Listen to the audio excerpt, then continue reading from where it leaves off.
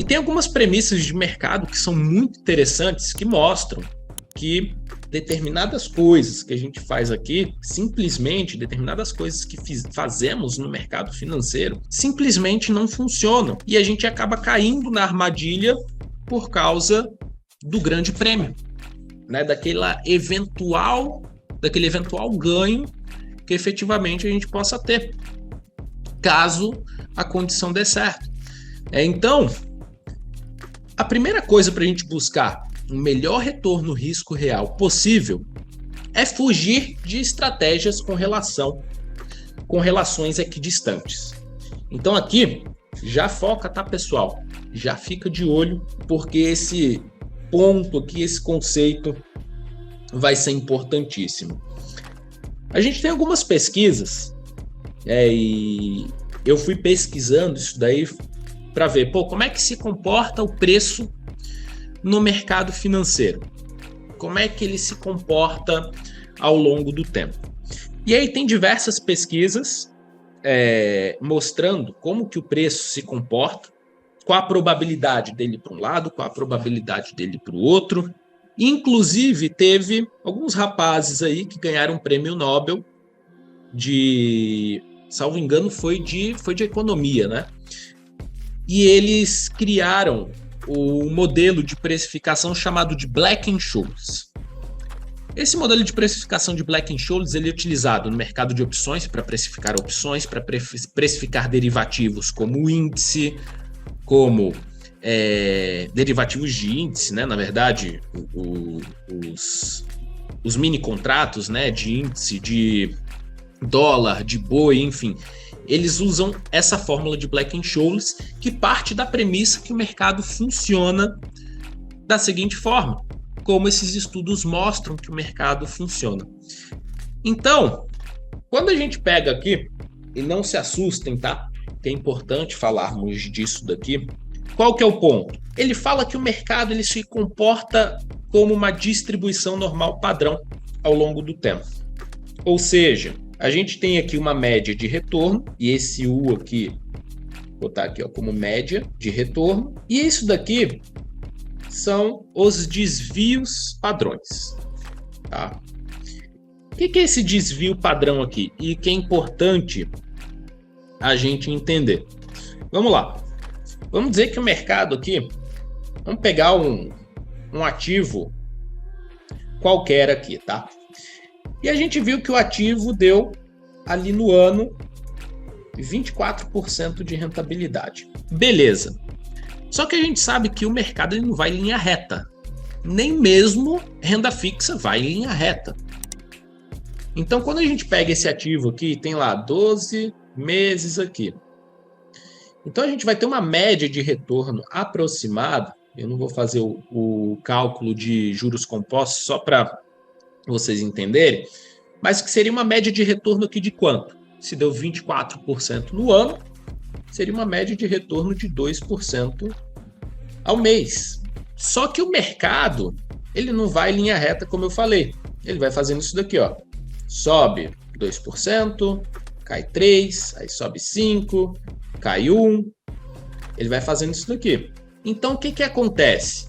O que é o tal do desvio padrão? Ele me fala justamente a média, o quanto o ativo desvia em média desse retorno.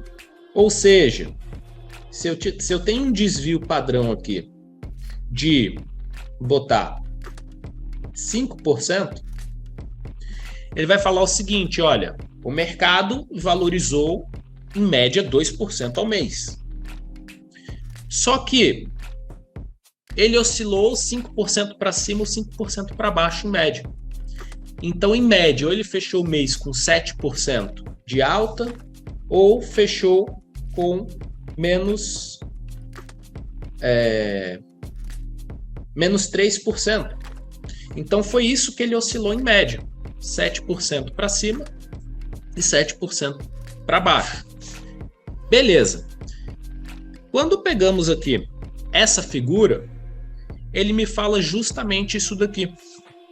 Que um ativo, se a gente pegou um ativo ali, ó, com 2% de média de retorno ao mês, um desvio padrão para cima, mais média, seria 7%, e aqui menos 3%, ele fala que 68% de chances, ou do tempo, ele fica entre essas duas regiões. 95% ele vai ficar com 2 desvios padrões. O que significa isso daqui? Mais 12% ou menos 8%. E 95% do tempo ele vai fechar o mês ou com mais 12 ou menos 8. Então ele se comporta dessa forma. Qual que é o grande ponto dessa figura? É que se você for olhar, ele tem uma probabilidade muito parecida de subir e de cair. Muitas pessoas, quando estavam estudando isso daí no mercado, falavam, não, o mercado tem uma função mais próxima, log normal, iam tentando descobrir esse parâmetro de distribuição. E aí foram saindo diversos estudos, porque Black-Scholes já tinham feito lá isso em 1900, se não me engano, foi 1960 ou 1950, entre 50 e 60. E é interessante que eles nem tinham computador, né, para fazer essa força computacional para poder calcular isso daí. E aí depois foram saindo vários estudos, e o pessoal tentando quebrar essa premissa de que o mercado não funcionava dessa forma, mas os estudos iam recorrentemente mostrando que o mercado funcionava assim, dessa forma. Então o que a gente vê aqui é que ele tem praticamente a mesma probabilidade de subir ou de cair. Se a gente for pegar aqui Petrobras, eu peguei a Petrobras, que deu nos últimos anos aí uma média de retorno de 8,51% ao ano. E a Petrobras tem um desvio padrão de 40,78%. Olha que louco. Ela tem 68% de chances de ficar entre mais 49% no ano e menos 32%. Então, é um range ali, né? É um espaço muito grande. E quando a gente trabalha nesses micros espaços aqui, que são as estratégias especulativas, as estratégias de curtíssimo prazo, direcionais, elas ficam trabalhando muito em cima dessa região. Então, o que foi mostrado é que, no curto prazo, a probabilidade do preço subir ou preço cair é a mesma. E aí que entram alguns pontos importantes que a gente vai ver no mercado financeiro. Porque muita gente tenta fazer estratégia especulativa e acaba não funcionando. Se a gente pega aqui uma operação X qualquer, que tem $900 de possibilidade de ganho e $300 de perda, uma estratégia especulativa com risco-retorno nominal de 3:1, essa estratégia vai ter aproximadamente 25% de chances de vir nesses 900 e 75% de chances de vir nesses 300. Quando a gente pega a plataforma lá que a gente vai ver da tastytrade e vai montar uma estratégia, ele te mostra isso daqui. Um retorno risco real, quando você vai montar uma estratégia mais especulativa, muito próximo de zero, porque a gente tem que quebrar e montar o que eu chamo de retorno risco reverso, onde invertemos as probabilidades. Para vocês terem ideia, eu gosto bastante aqui desse exemplo. Perfeito, aqui o colega corrigiu, tá? 1973 que eles desenvolveram. Mas bom, eu gosto muito desse exemplo que foi a Petrio 197, mercado brasileiro. E o que acontece?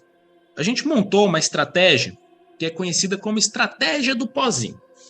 Petrio 197. E aí, a opção ela estava custando aqui 2 centavos. Estourou o Corona Crash, essa opção veio para os R$8. Quando você olha o retorno risco nominal por si só, maravilhoso, né? Pô, eu ganho R$400 para cada R$1 que eu aceito perder. Maravilhoso. Só que quando você vai fazer aquela fórmula, pegar aqui a probabilidade do evento acontecer, que a gente pegou o histórico, né? O quantas vezes aconteceu esses eventos de grande impacto nos últimos anos. A gente tem aqui uma probabilidade de 0,27% de chances de acontecer. Então, o que acontece? O nosso retorno risco nominal é de 400 para 1. E aí, quando você fala, quando falam, você pode botar aqui R$10 e pode virar 100 mil. Pô, isso chama a atenção de todo mundo, né? Brilha os olhos. Você fala, vou ficar executando essa estratégia que uma hora vem. Só que as pessoas nunca pararam para fazer esse cálculo de retorno risco real e te mostrar a verdade disso daqui. Porque se você pegar o retorno risco real, o retorno risco nominal, e multiplicar aqui pela probabilidade, e multiplicar aqui também a perda pela probabilidade de 99, tralalá. Isso daqui me dá um retorno risco real de 1,08 para 1. Então, se eu ficar sempre executando essa estratégia aqui, executando, no médio e longo prazo eu vou ganhar R$1,08 para cada R$1 que eu perco. Então, a natureza das estratégias especulativas, por mais que você busque 3 para 1, 2 para 1, elas têm ou um retorno risco real muito próximo disso daqui, ou um retorno risco real muito baixo, como vemos aqui. Isso faz com que as pessoas se alavanquem mais e tentem contornar essa questão do retorno risco do mercado. E por que isso é importante? Porque muitas vezes acaba acontecendo a delegação da culpa, né? Falar, beleza, você não conseguiu ficar positivo porque não teve emocional. Você não conseguiu ficar positivo porque não teve gerenciamento de risco. Balela, tá? Porque se tivesse retorno risco de verdade, um retorno risco real, por exemplo, de 99 para 1, que é possível, 200 para 1, que é possível, um retorno risco real, não importa se você tivesse cometido erros emocionais, de gerenciamento, o seu retorno seria muito mais expressivo do que qualquer erro que viesse a acontecer. Então, esse é um ponto de curto prazo que a gente tem que ter cuidado para não cairmos em algumas falácias que vão tentar nos manter presos, fazendo eternamente uma coisa que muitas vezes não dá resultado ou dá pouco resultado.